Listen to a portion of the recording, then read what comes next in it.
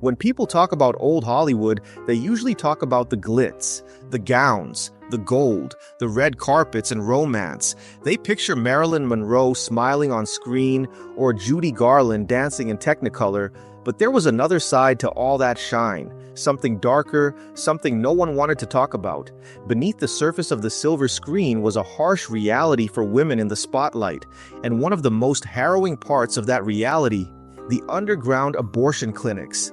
These weren't just urban legends or whispered rumors, they were real places, run in secrecy and silence, where actresses and working women went when they had no other choice and everything to lose.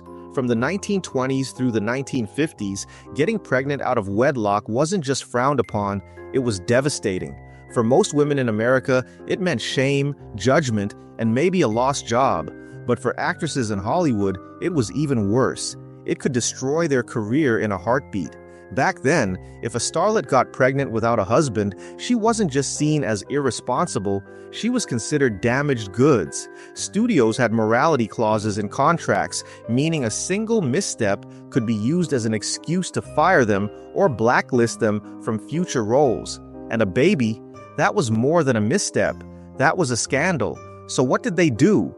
They turned to whispers from other women, friends, assistants, even the occasional fixer working for a studio. A name here, a phone number there, a doctor who wouldn't ask questions, someone who would help for a price. It's hard to overstate how terrifying that choice was. These weren't modern clinics. These were makeshift operations hidden in apartments, motels, and even the back rooms of beauty salons. Some were run by real doctors who had been stripped of licenses. Others were complete frauds. Either way, the procedures were often unsafe, the conditions horrifying, and the consequences irreversible. And it wasn't just women on the fringes. Some of the most famous actresses of the Golden Age are rumored to have gone through these harrowing experiences. We'll probably never know exactly who, because keeping it quiet was the whole point.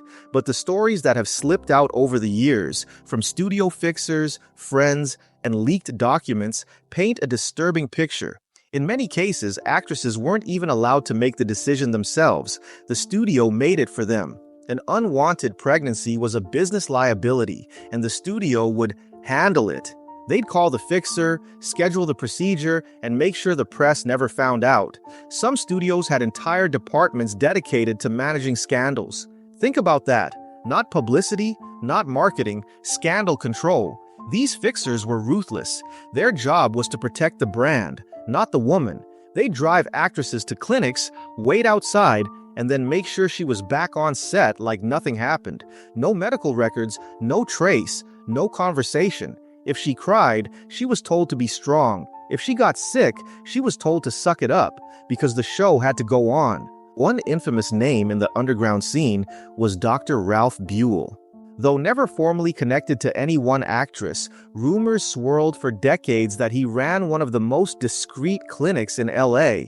But again, nobody talked. That's how deep the fear went. Some women were blindfolded before being taken to these places, so they wouldn't know the address or recognize the people involved. Payments were made in cash, sometimes dropped off days before the appointment. If complications happened, and they often did, the woman was on her own. She couldn't exactly walk into Cedars-Sinai and say, "Hey, I had an illegal abortion and now I'm bleeding out," because the hospital might treat her, but they'd also call the cops. And this wasn't a rare or fringe situation. According to historical records, by the 1940s, hundreds of illegal abortions were happening in Los Angeles every single month. That's how big the demand was, and how dire the lack of options. For many women, it wasn't about morality. It was about survival. The stakes were life and death, and not just physical life, but social life, career, respect, future. One mistake, one night, one decision, and suddenly they were at the mercy of men in power who treated them like property, not people. The hypocrisy of the system is what makes it even more enraging. Studios promoted these actresses as icons of purity and perfection. They crafted fairy tale narratives about their love lives, their marriages, even their personalities. But behind the scenes, they were exploiting them, controlling their bodies, their choices, and their futures. Some actresses were told flat out, "You're going to take care of this.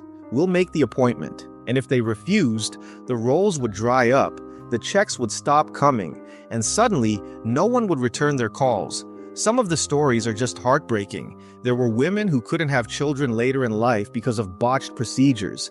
Others suffered severe mental health issues after being forced into something they didn't want, and tragically, some died. Their deaths were often ruled as mysterious illnesses or sudden complications, but those who knew the truth were told to keep their mouths shut. Talk, and your career's over. Talk, and you'll be blacklisted.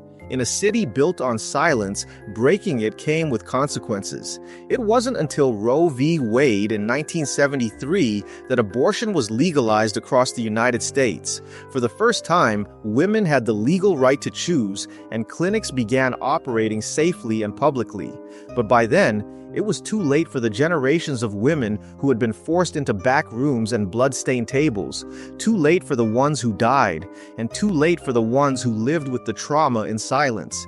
Many never spoke about what they went through. Others finally found the courage to write about it in memoirs decades later. But the pain, the fear, that never really went away. And while it's easy to think of all this as something locked in the past, the truth is, it's not. The conversation around reproductive rights is still ongoing. Laws are changing again. Clinics are closing. Fear is returning. And history, it has a funny way of repeating itself if we're not careful.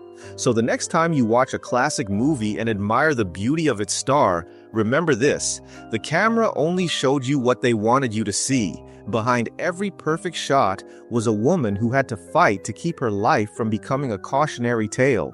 Behind the fame, there were secrets, and behind those secrets, there were scars.